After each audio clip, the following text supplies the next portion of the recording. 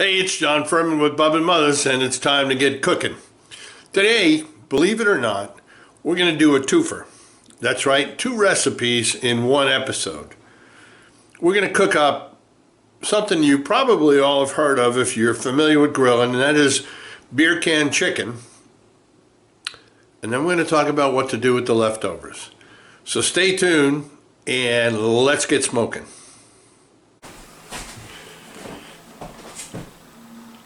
Hi, it's John Furman here at Bub and Mother's Kitchen, and it's a beautiful fall day outside, nice windy day, and most of you are out there raking leaves if you're living up here in the Northeast.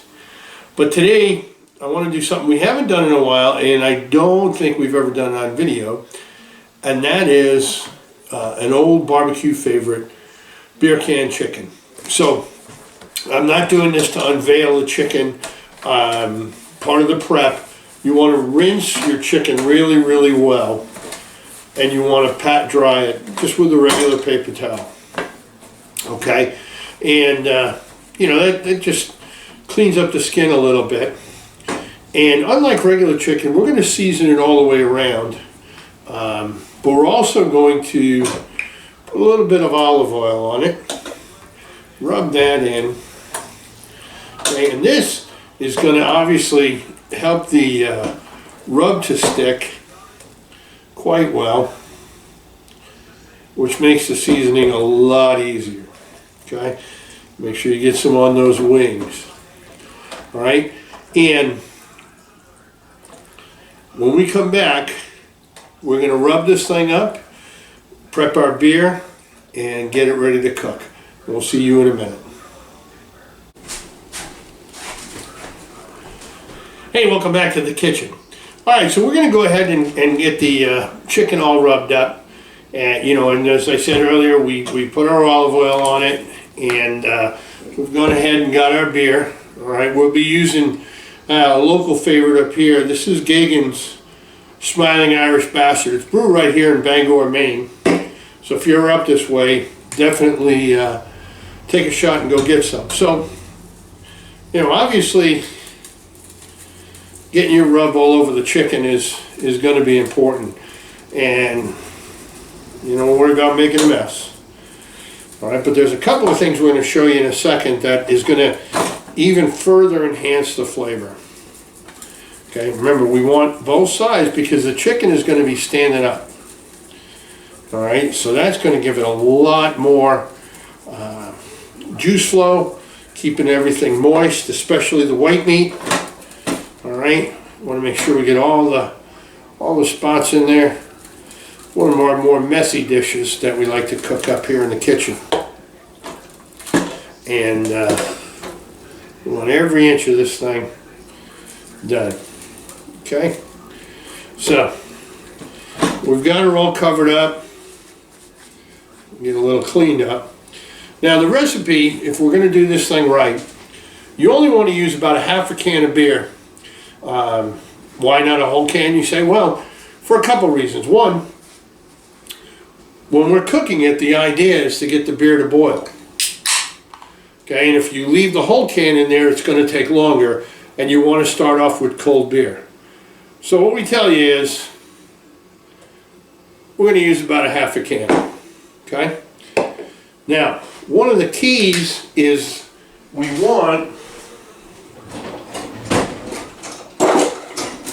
to take about a tablespoon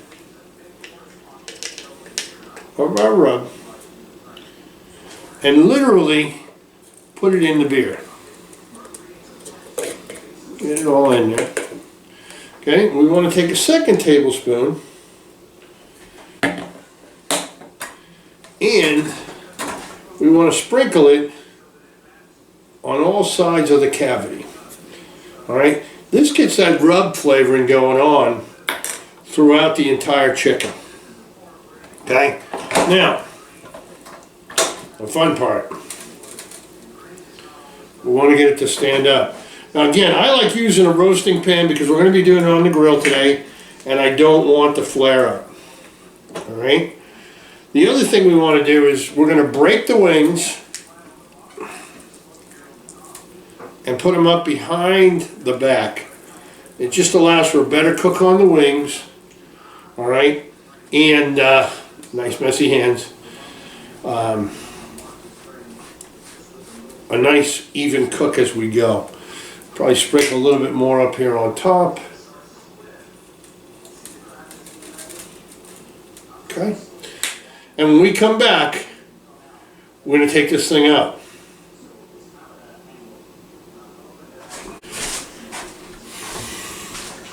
Anyway, as we get going here, we're gonna go ahead and bring it outside. Unfortunately today, with the winds blowing the way they are, the audio is impossible.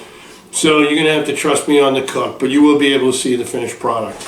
So basically, again, I like using a pan. It's not necessary. You can put it right on your grill. What I like about using the pan, A, I've got a rack in here that I can lift it out with, and B, all the drippings will stay in the pan, which, again, I'm not going to use it, but it prevents it from getting into the coals, creating a flare-up, and literally burning the bottom of your chicken, especially the drumsticks and the lower back. Now, one of the questions we get asked a lot is, you're using a half a can of beer. What's a good recipe for the other half? The answer is I don't know what a good recipe is. However, I do know what to do with a good beer.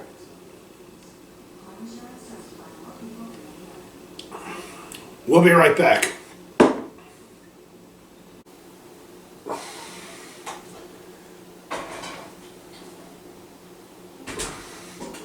All right, everybody. Coming back on. And there it is. Look at that. Give it a quick spin. And you can see how nicely cooked it is all the way around.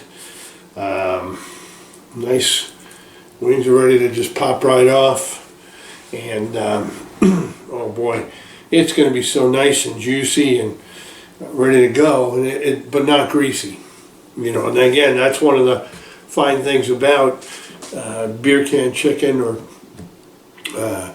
similar methods of cooking, because the grease literally goes down into the pan and the moisture stays with the chicken. Now, you know, we did use beer. In a pinch, you can use almost anything in a can. Root beer, 7-Up, makes no difference. A little tiny difference in flavor, but man, the principle is the same. So what we're going to do, we're going to let this cool just a little bit, and that's one note of caution. Be very, very careful when you're taking the chicken off the can, because that can has been boiling for, you know, the better part of an hour and a half, almost 2 hours. So we'll be right back, and then we're going to cut it up. So here you go. All right, here you go.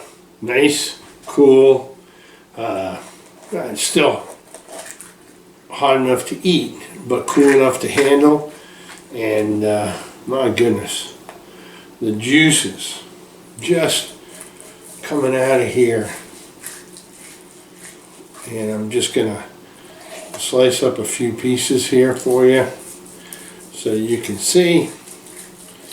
And I mean, you know, the dark meat in the leg, those are always pretty juicy, but it's the white meat where you can see it's glistening, it's juicy, and boy oh boy, that is some serious flavor there, and there's a lot of it.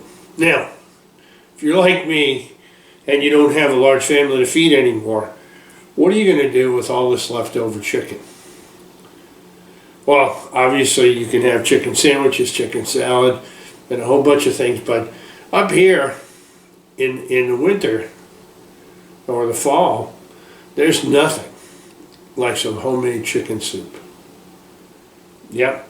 So what we do is eat whatever it is that you want, you know, cut your leg off, your white meat, have a nice meal or two, whatever leftovers you want, and then literally take the whole carcass that you haven't carved the meat off. So don't carve it totally off. All right, carve off what you want to eat that, and then put the rest into the soup pot, okay? And we'll show you what I mean when we come back. All right, we're back. So, as I said, one of the neat things you can do with leftover chicken, however much you have, is you can create a great chicken stock. In my case, again, I've eaten and used half the chicken, so I left the other half exactly the way it is. Now, you can cut it up if you want, and put it in piece by piece, but for me, making chicken soup is to let that basically fall apart, okay? It's a little extra work doing it homemade and straining out the bones a little later on, but I'm going to tell you, the flavor difference is amazing. So, just like all of our soups, we want to get in some of the soup sides, I call them. So I have some celery, get some of that in there, okay, and adds a little bit of texture and crunch. You can cut up carrots, it's just easy to use baby carrots.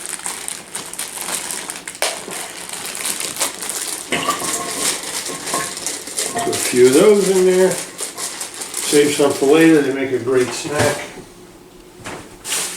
And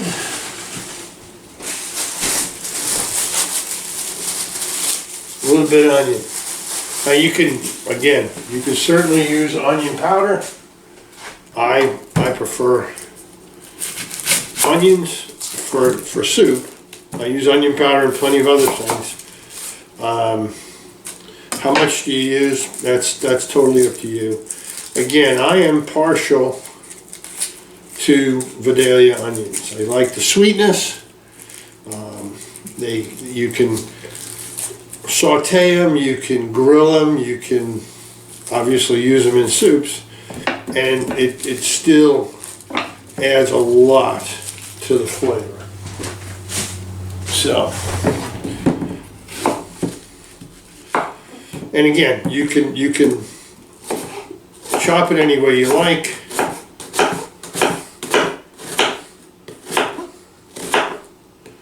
I like to let it fall apart and have some larger pieces, but you know, one of the things that you can do if you want to cut that down is just simply cut them in half. We'll just put a half an onion in here, right, and it'll break up by itself. And then, as I said, we're going to take the entire half chicken and put it right in the crock pot, just the way it is. All right.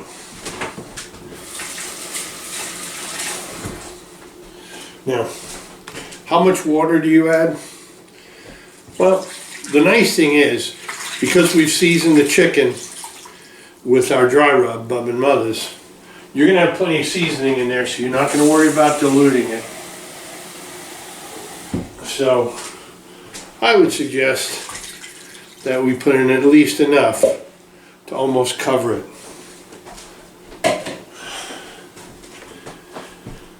And we're going to slow cook this for about 4 hours. And when we come back, we'll have a nice bowl of chicken soup. So if you feel the cold coming on, we're making the cure right here. We'll be right back.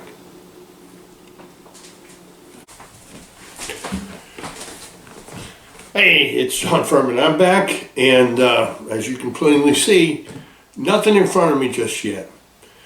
Now, it's clearly dark out.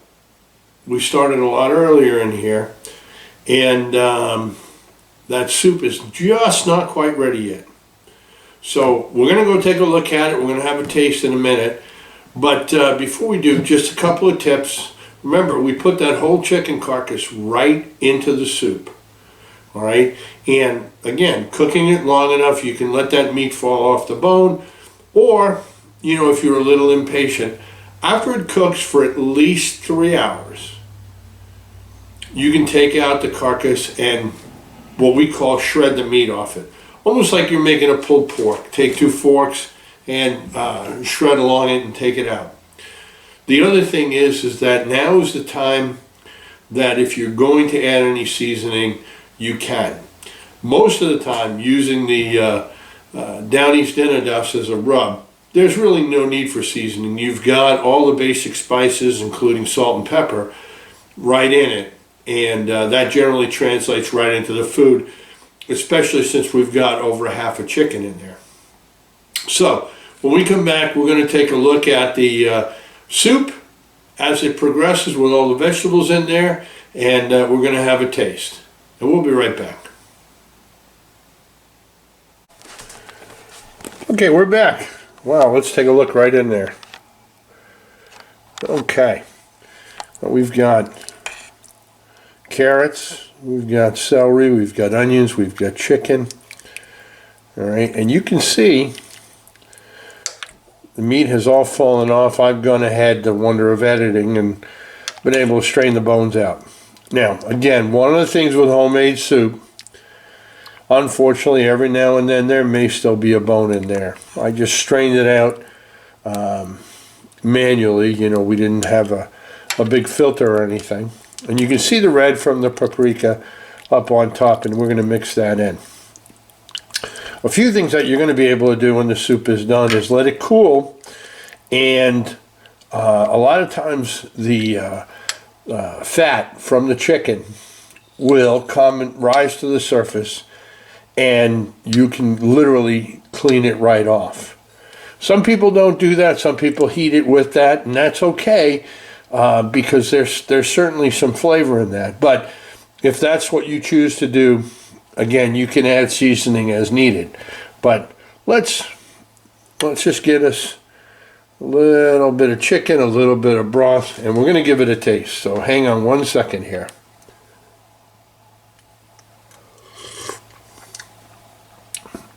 Oh yeah, man, it's getting there. And as you can see, we've got plenty. It freezes easily. You can reheat it anytime. We are coming into cold and flu season. That's not why I'd recommend making it. I just make it because it's really good. A couple other things you can do when you're going to cook some up. Add some noodles. Add some rice. All right, and you know, change the texture. So anyway, till next time, this is John Furman from the kitchens of Bub and Mother's, saying thanks for watching, and keep smoking.